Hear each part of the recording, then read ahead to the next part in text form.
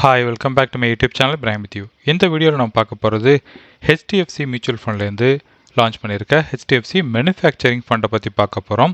இந்த ஃபண்டு பார்த்தீங்கன்னா ஒரு உற்பத்தி துறை சார்ந்த ஃபண்டு. இந்த ஃபண்டில் வந்து செய்ய போகிற முதலீடு எல்லாம் பார்த்தீங்கன்னா ஒரு உற்பத்தி துறை சார்ந்த முதலீடுகளாக இருக்கும். இந்த ஃபண்டு வந்து ஒரு தீமெட்டிக் ஃபண்டு. தீமெட்டிக் ஃபண்டுன்னா என்னென்னு பார்த்தீங்கன்னா நான் சொல்கிறது மாதிரி ஒரு குறிப்பிட்ட தீமில் வந்து இவங்க முதலீடு பண்ணுவாங்க. இது வந்து மேனுஃபேக்சரிங் ரிலேட்டடாக இருக்கிற ஸ்டாக்குகளை தேர்ந்தெடுத்து அதில் முதலீடு பண்ணுவாங்க. இந்த ஃபண்டோட என்எஃப்ஓ பீரியடுங்கிறது ஆல்ரெடி ஓப்பன் ஆகிடுச்சு. ஏப்ரல் 26லேருந்து மே 10 வரைக்கும் இது ஓப்பனில் இருக்கும். இந்த காலகட்டங்களில் நீங்கள் முதலீடு பண்ணிங்கன்னா உங்களுக்கு ஒரு யூனிட்டோட ப்ரைஸ் வந்து ₹10 கிடைக்கும். இதே மாதிரி இருக்கிற டாப் பர்ஃபார்மிங் மேனுஃபேக்சரிங் ஃபண்டு பார்த்தீங்கன்னா கடந்த ஒரு வருடத்தில் வந்து 69% மேலே ரிட்டர்ன் கொடுத்துருக்கு. இந்த ஃபண்டு ரிலேட்டடாக இருக்கிற முதலீடுகளை பற்றி பார்க்கலாம். இந்த ஃபண்டில் நாம் எப்படி முதலீடு பண்ணுறது, அது மாத்திரம் இல்லாமல் இந்த ஃபண்டை பற்றின ஃபுல் விவரமும் நம்ம பார்த்து தெரிஞ்சுக்கலாம்.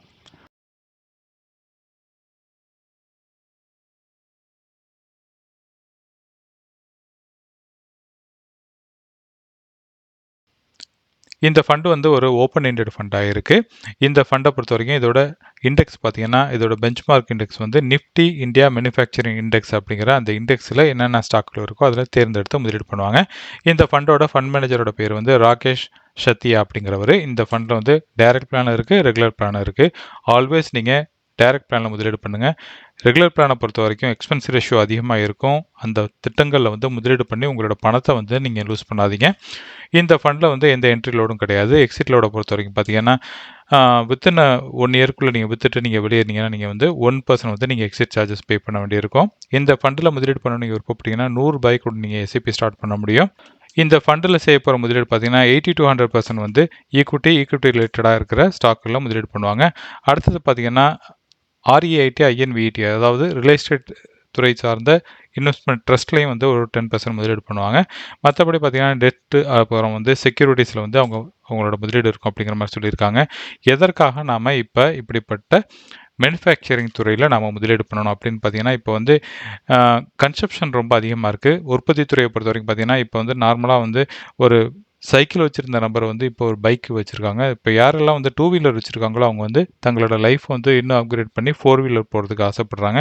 4 வீல் வச்சுருக்கவங்க வந்து ஃப்யூச்சரில் வந்து SUV அப்படிப்பட்ட கார்களுக்கு நோக்கி தங்களோட லைஃப்பை வந்து அப்கிரேட் பண்ணிகிட்டு இருக்காங்க. ஸோ அப்படி பார்க்குறப்போ வந்து நம்மளோட க்ரோத் வந்து அதிகமாகிட்டு இருக்கிறதுனால வந்து இப்படிப்பட்ட துறையில் வந்து நல்ல ஒரு வளர்கிறதுக்கு வாய்ப்பு இருக்கிறதுனால அப்படிப்பட்ட துறை சார்ந்த முதலீடுகளை வந்து இப்போ கொண்டு வந்திருக்காங்க. இப்போ எதற்காக நாம் இப்படிப்பட்ட மேனுஃபேக்சரிங் துறையில் முதலீடு பண்ணணும் அப்படின்னு கேட்டிங்கன்னா கவர்மெண்ட் வந்து இப்போ செல்ஃப் ரிலையன்ஸ் அதாவது நமக்கு நம்ம வந்து நமக்கான பொருளை வந்து உற்பத்தி பண்ணிக்கணும் அப்படிங்கிற ஒரு தேவையை நோக்கி நம்மளை கவர்மெண்ட் வந்து புஷ் பண்ணுறதுனால வந்து இப்போ நிறைய வந்து மேனுஃபேக்சர் வந்து இந்தியாவிலே வந்து அதிகமாக செஞ்சுக்கிட்டு இருக்காங்க. ஸோ அது மாத்திரம் இல்லாமல் இப்படிப்பட்ட உற்பத்தி வந்து நம்ம செய்கிறப்ப வந்து மைக்ரோ எக்கனாமிக் வந்து இன்னும் அதிகமாக வளர்கிறதுக்கு வாய்ப்பு இருக்குது. அது மாத்திரம் இல்லாமல் இந்தியா வந்து இன்னும் வந்து எமர்ஜிங் எக்கனாமியாக இருக்கிறதுனால வந்து அது நமக்கு ஒரு பாசிட்டிவாக இருக்கும். அது மாத்திரம் இல்லாமல் இந்தியா பார்த்திங்கன்னா வந்து காஸ்ட் எஃபெக்டிவான லேபர் சப்ளை கொடுக்கறதுனால வந்து இது ஒரு பாசிட்டிவாக இந்த துறைக்கு இருக்குது. அடுத்தது இவங்க வந்து செய்ய போகிற இந்த மேனுஃபேக்சரிங் துறையில் வந்து எப்படிப்பட்ட மார்க்கெட் கேபிடலைசேஷன் இருக்கிற நிறுவனங்களாக முதலீடு பண்ணுவாங்க அப்படிங்கிற அந்த டீட்டெயில் தான் இதில் பார்க்குறீங்க.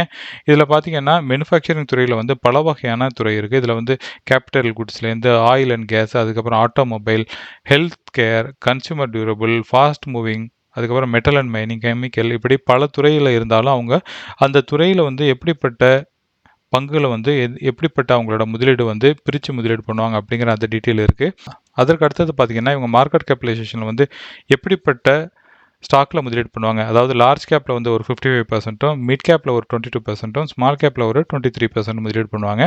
அதாவது ஓரளவு ஸ்டெபிளைஸாக இருக்க நிறுவனங்கள் ஒரு 50%, பாக்கி இருக்கிற பேலன்ஸாக இருக்கிறது பார்த்திங்கன்னா மிட் கேப்லேயும் ஸ்மால் கேப்லேயும் வந்து சமமான அளவு முதலீடு பண்ணுறதுனால வந்து ஒரு பேலன்ஸான அப்ரோச்சில் உங்களுக்கு நல்ல ஒரு ரிட்டர்னை கொடுக்கும்.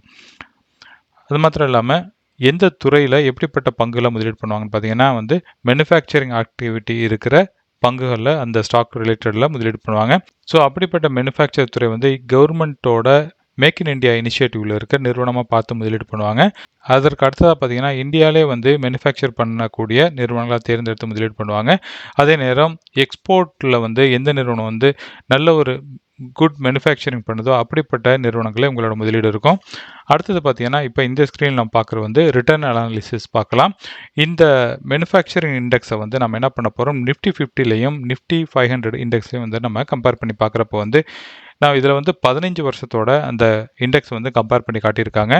15 வருஷத்தில் பார்த்தீங்கன்னா இது நிஃப்டி 50யை பீட் பண்ணி வருமானம் கொடுத்துருக்கு. அதாவது ஆரம்பித்த நாள்லேருந்து 1 இயரில் பார்த்தீங்கன்னா நிஃப்டி 50 வந்து 30% தான் ரிட்டர்ன் கொடுத்துச்சு.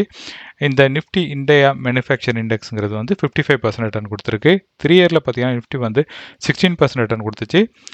மேனுஃபேக்சரிங் இண்டெக்ஸுங்கிறது வந்து 25% வந்து ரிட்டர்ன் கொடுத்துருக்கு. ஸோ ஒவ்வொரு காலகட்டங்களையும் 5 வருஷம் 10 வருஷம் 15 வருஷத்தில் நீங்கள் எடுத்து கம்பேர் பண்ணி பார்த்தீங்கன்னா வந்து நிஃப்டி 50யை இது பீட் பண்ணி வருமானம் கொடுத்துருக்கு அப்படிங்கிறத நீங்கள் புரிஞ்சுக்க முடியும். அதே நேரத்தில் ஈவன் வந்து ஃப்ளெக்ஸி கேப்பில் இருக்கிற நிஃப்டி 500 அப்படிங்கிற அந்த இண்டெக்ஸையும் பார்த்தீங்கன்னா இந்த நிஃப்டி இந்தியா மேனுஃபேக்சரிங் இண்டெக்ஸுங்கிறது பீட் பண்ணி ரிட்டர்ன் கொடுத்துருக்கு அப்படிங்கிறத நீங்கள் புரிஞ்சுக்கலாம். வாலட்டிலிட்டி இண்டெக்ஸை பொறுத்த வரைக்கும் பார்த்தீங்கன்னா நிஃப்டி 50 விட வந்து இதில் வந்து 1 இயரில் பார்த்தீங்கன்னா ஸ்லைட்லி அதிகமாக இருக்குது.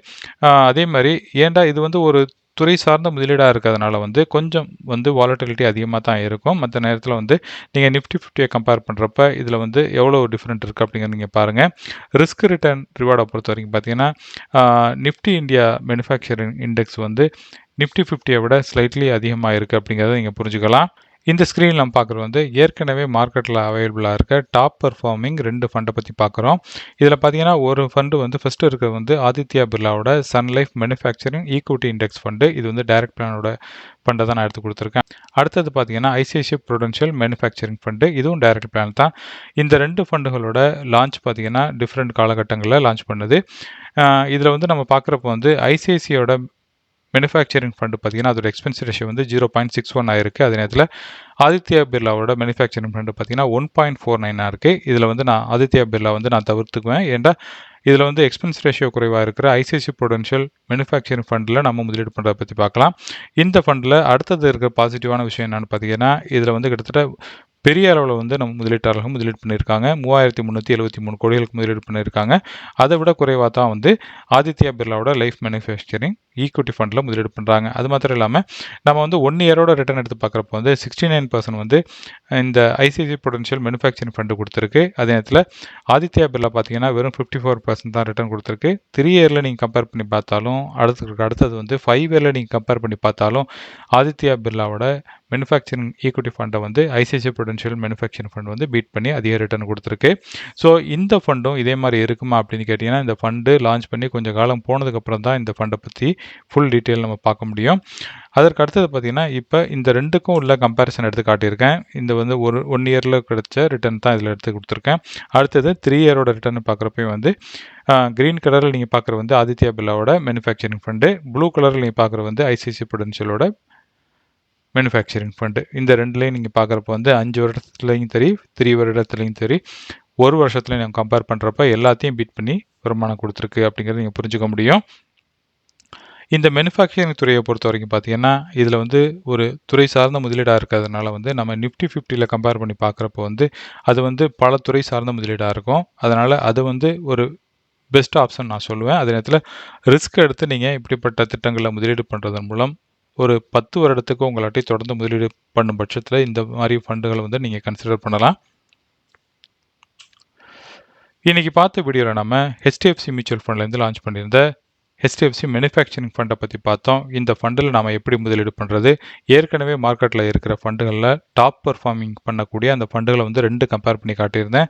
இதில் எந்த திட்டம் சிறந்தது, எதனால் நம்ம செலக்ட் பண்ணணும் அப்படிங்கிற அந்த விஷயங்களை உங்கள்கிட்ட நான் சொல்லியிருந்தேன். இந்த வீடியோ பிடிச்சிருந்துச்சுன்னா லைக் பண்ணுங்கள், உங்கள் ஃபேமிலி ஃப்ரெண்ட்ஸோட ஷேர் பண்ணுங்கள். இது வரைக்கும் என் சேனல் நீங்கள் சப்ஸ்கிரைப் பண்ணாமல் இருந்தீங்கன்னா என் சேனல் நீங்கள் சப்ஸ்கிரைப் பண்ணிக்கோங்க.